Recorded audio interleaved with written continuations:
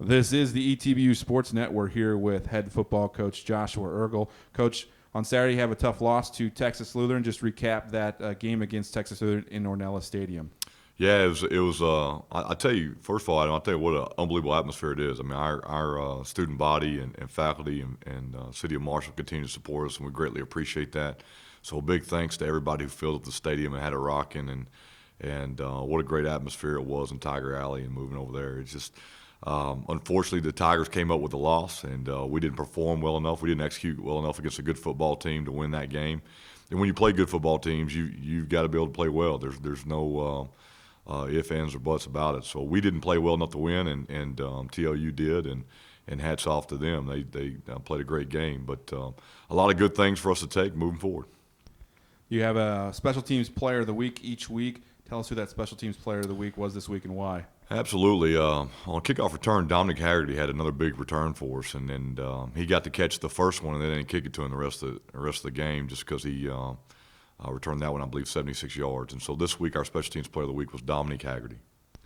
Getting ready for next weekend's game, offense, defense, special teams were a little slow this week. How do you watch film from this week to get ready and prepare your teams for this next game? Yeah, I mean, special teams, what we've been hanging our hat on this year, and we had a couple good returns. I mean, our kickoff return group is doing the best job of any of them.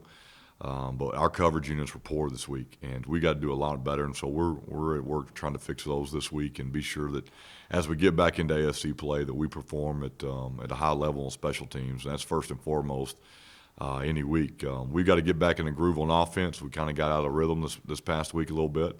And then defensively, we got to play better on third down and play better red zone defense. And I think if we do that and just correct those mistakes and really focus on us, we'll be just fine this week.